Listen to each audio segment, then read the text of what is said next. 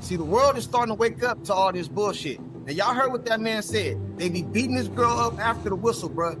Beating her up, man. And all y'all want to do is tell us, we casual fans, we don't know basketball. This is a physical sport. Man, ain't no physical sport. It's hate and jealousy, bruh. And they be beating that girl up, man. And the WNBA allowed this shit, bruh. But like he said, the world's biggest star.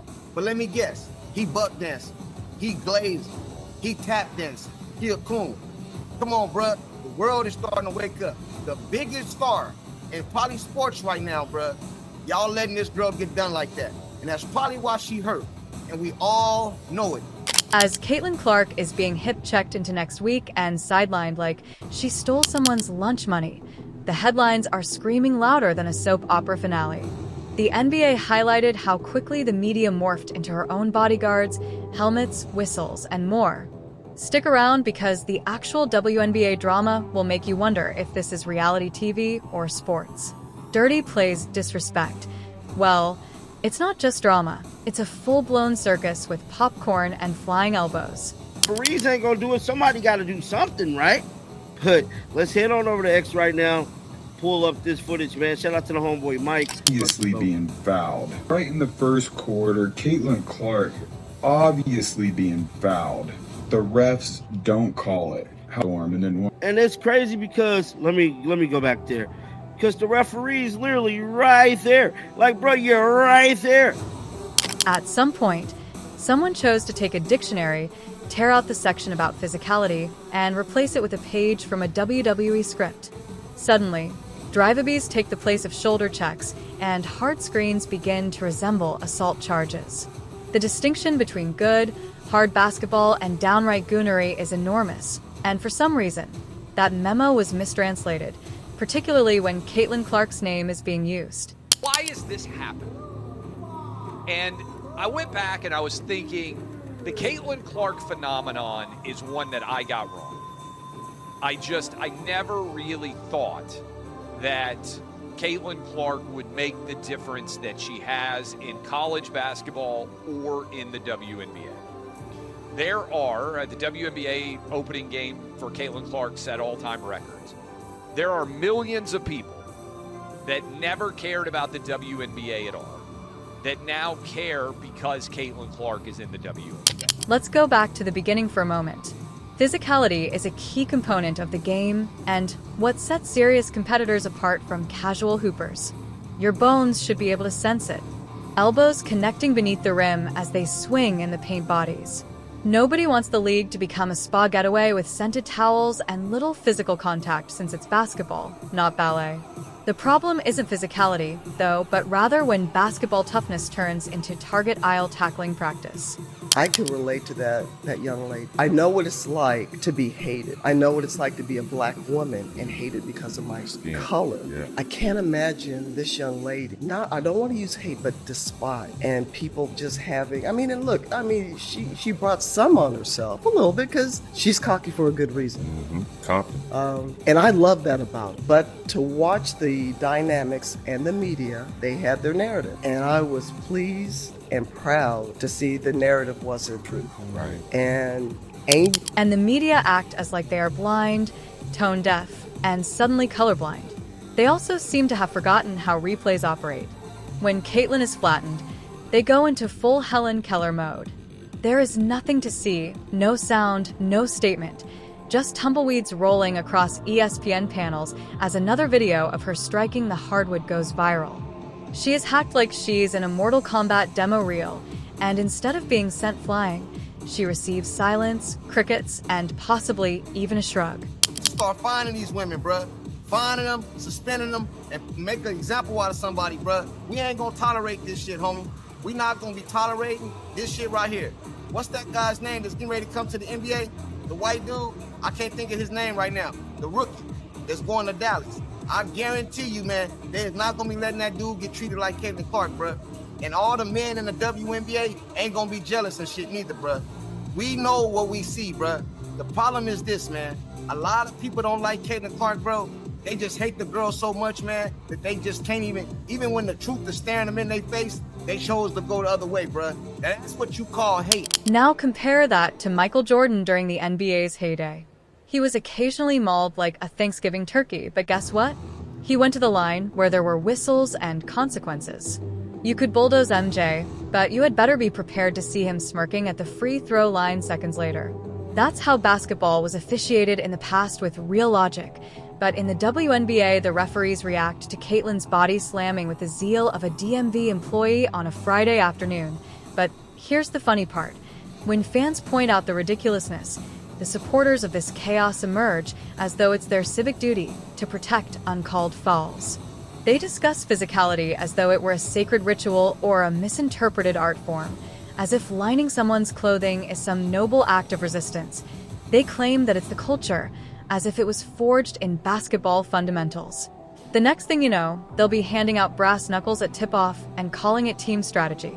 But with all that being said, the WNBA referees has been having issues with getting these calls right when it comes to Caitlin Clark and the Fever, bruh.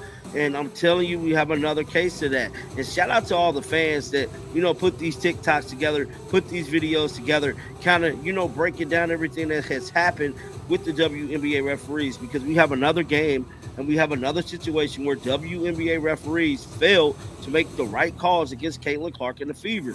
But then people want to get mad when Sophie Cunningham pretty much did what she did. If Caitlin were anyone else, there would be panel discussions, therapist couches, and Oprah specials about protecting women in sports, but she is too successful, too popular, and way too blonde for the narrative to easily wrap itself around her. As a result, rather than justice, we get glorified violence excused as gritty defense. Let's just call it what it is. Some of these hard fouls would be felonies outside of an arena. The irony is that if physicality had a public relations team, they would be bringing defamation cases. It's difficult to compete when you're constantly playing dodgeball with other people's shoulders. There's a difference between trying to knock someone out of their wisdom teeth and testing their game, but people can't seem to tell the difference. Caitlin actually embraces tough play. She's not asking for ballet fouls and fairy dust. She wants a challenge. It seems as though they enrolled directly in How to Be Petty 101, skipping all of the basketball classes. Why is this even more hilarious? Every shove, every trip, every body check becomes content if your sense of humor is broken and your life is nothing but chaos. Viral videos, the league takes advantage of her bruises and then advises her to move on, demonstrating #activism with all the depth of a cat pool. Hype and all the videos that everyone on social media has me watching, a lot of clips from the WNBA right now too, and it's absolutely crazy to me to see the types of fouls and the lack of calls that are having on them from these refs that the players are doing. They're just straight hacking each other.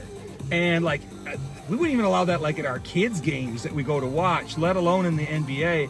And it's just wild to me that you have somebody that took stadiums which only had 7,000 people in them to attend live games to completely packed and tripling the ticket prices. Meanwhile, the same media sites that previously claimed she was overhyped are now covertly sharing pictures of her black eye for engagement. A contemporary sports romance injured her and then made money out of her recuperation. And let's not forget about those referees. With cameras on every inch of the court, you would think that officiating would be tighter than a conspiracy theorist's corkboard, but instead they see Caitlin fly across the baseline like she was just ejected from a cannon and nothing. No whistle, no tech, just a gentle jog back to the other end. Caitlin also pulls herself off the ground like a cartoon character after being steamrolled by a train, and when she dares to appear confused or irritated, well, here come the hot takes. She needs to calm down because she isn't used to the league and should adapt to the basic laws of physics being disregarded. Adapt to referees who mix a bedtime story with the rule book. Get used to being the lone player in a league that aims to promote family-friendly basketball who is held to gladiatorial standards. Additionally, let's address the locker room elephant. The jealousy, it's thicker than blender-made protein powder. Some athletes view Caitlin as a walking billboard for everything they feel they are underappreciated for. So rather than improving their own skills, they use her as a punching bag both literally and figuratively. It's not tough defense.